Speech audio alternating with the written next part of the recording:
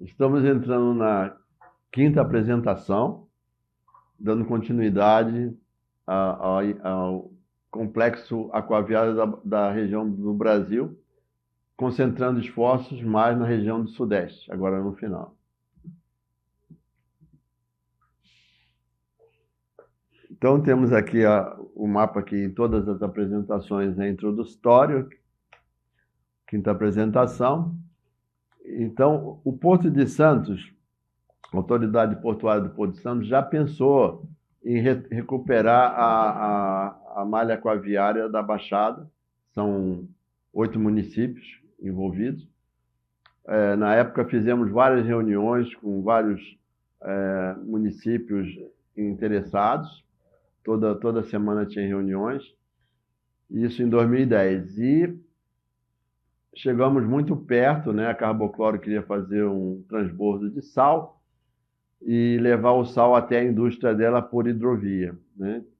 Tinha uma limitação de uma embarcação apropriada, embora aquela ponte que tem lá desse para fazer, sendo que na malha aquaviária da Baixada fizeram 4 pontes que é praticamente impossível de navegação.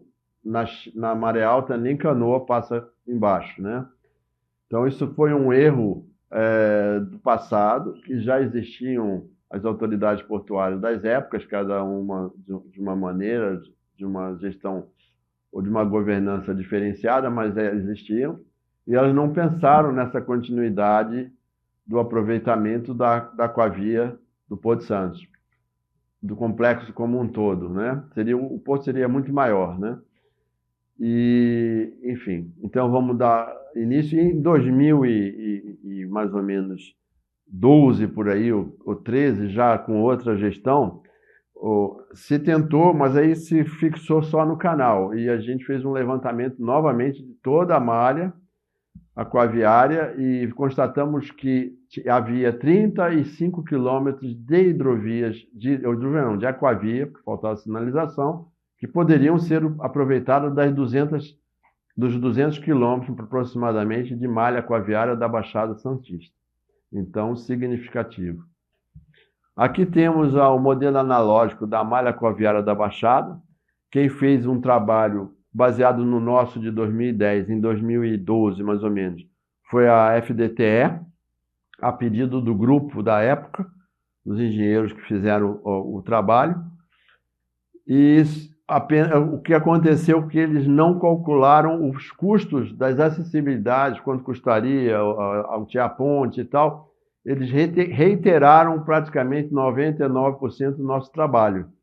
E isso daí foi bom, que deu credibilidade ao que nós fizemos, mas não trouxe uma ferramenta para ser iniciado algum processo de prioridades nesse incremento. Então, temos aqui, nós dividimos na época, que nós fizemos o levantamento lá em 2010, em 5 trechos, né? Então, o primeiro trecho, Estuário Santista, que é classe 1, né? Trecho 2, Ilha do Bagres, a Carbocloro e Ecopátio, aí já vai baixando as classes. Trecho 3, Foz do Largo Pompeba a São Vicente. Trecho 4, Largo São Vicente a Outros Rios. E trecho 5, Canal de Bertioga. O Canal de Bertioga não quer dizer trecho, a classe da hidrovia, porque a classe do trecho 5 ela é bem superior às outras demais classes, tá? Então, o Bertioga é um canal muito bom para navegação fluvial, pronto, não tem nenhum problema de restrição. A única coisa, tem aquela ponte elevadiça, que na maré alta teria que ser elevada. Então, isso é uma dificuldade operacional que, de repente, poderia surgir eventualmente, né?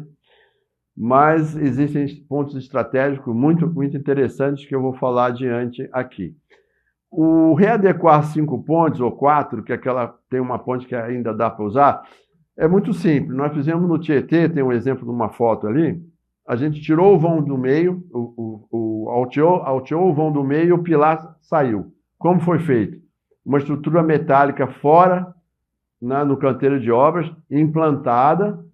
Depois de pronta, implodido os pontos das vigas e pilares centrais, de forma que deu a passagem livre de comboios adequados para o trecho desse rio Tietê, tá?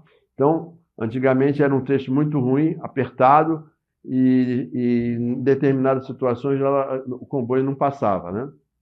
Então a gente conseguiu fazer isso em 2 pontes lá. Isso é um exemplo que teria que ser feito aqui na Baixada Santista, lá na Baixada Santista. Tá? E aqui embaixo uma foto antiquíssima de bananas sendo transbordadas para navios, que o Porto de Santos já foi o maior exportador de banana do mundo, né? E de 1920 a 1960, mais ou menos, movimentava toda essa malha aquaviária aí, que depois fizeram pontes baixas e tal, começou a ter restrições, né?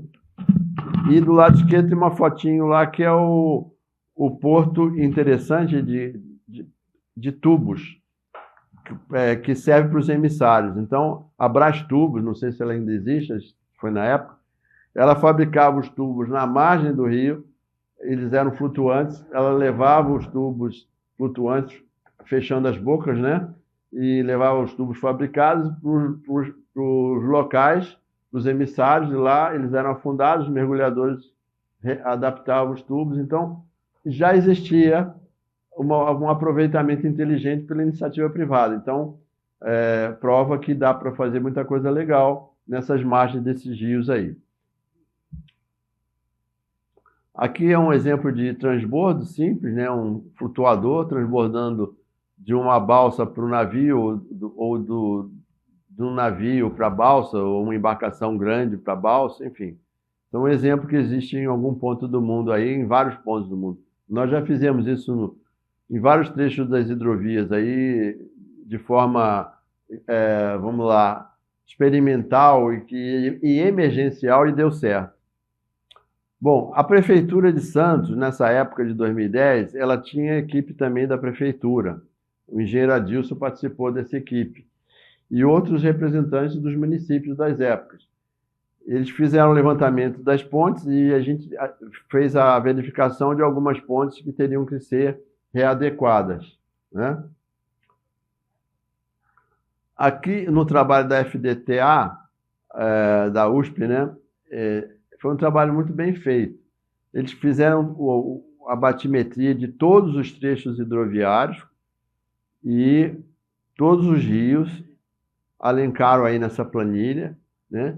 Então estava bem adiantado a condição de implantar essa malha aquaviária navegável da Baixada. Aqui, novamente, a necessidade que ia ter de sinalização e a extensão da malha aquaviária de 190 km, 200, né, que eu falei. Navegabilidade sem restrições, 35 km, que a gente viu. Navegabilidade com limitações, 155 km. As principais restrições são 5 pontes. Sinalizações necessárias, a gente elencou aí o que tinha que fazer de sinalização para ficar uma hidrovia. Ali está um exemplo de sinalização de hidrovia de ponte. E, novamente, o quadro de classificação das hidrovias que eu já falei. Então, vejamos aqui o que aconteceu aqui. Alguns pontos de transbordo em vermelho. As sinalizações em triângulo vermelho, aqui fica do lado esquerdo, do lado do coração de quem desce o rio, e a verde do lado direito de quem desce o rio, e as amarelas, pontos de observação, ou tinha alguma embarcação afundada, ou tinha algum cabo, alguma poita que estava fora de lugar, enfim, qualquer bloco que tivesse, qualquer obra a gente tinha que pontuar em amarelo quando era uma situação de risco. Então, a pessoa que navegasse ali teria que tomar determinados cuidados, e na carta náutica seria avisado, através dos avisos aos navegantes, de tudo isso aí. Então, nós fizemos todos esses estudos aí, batimétricos. Aí, nós que eu estou falando é nós mesmos, não era mais a FDTE. Éramos nós, um grupo multidisciplinar, que tinha o pessoal da Arana, né, do DENIT, da CODESP, que era eu, e mais uns 2, e eu representei nessa época aí o DENIT, enfim, que eu estava sendo cedido por DENIT na fiscalização, e foi um trabalho muito interessante, muito positivo, né?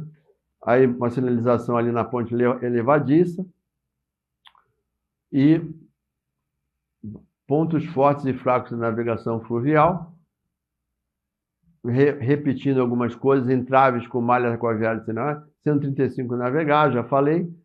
Tem muito trecho assoreado nessas regiões, teria que dragar alguns pedaços.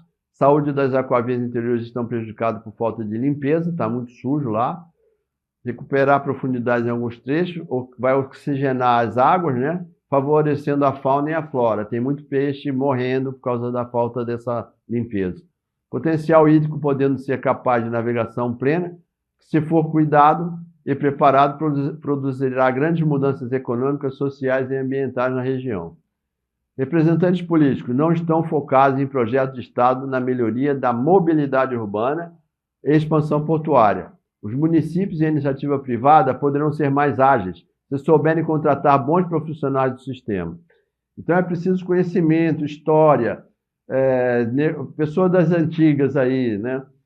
E, enfim, integração industrial complexo multimodal precisa de estruturas de apoio e transbordo definidas em projeto e berços de apoio de distribuição mapeados. Diferencial das hidrovias favorece a segurança, capacidade de transportada e o meio ambiente e custo Brasil. Então, eu termino a quinta apresentação e vamos à sexta apresentação na próxima aula.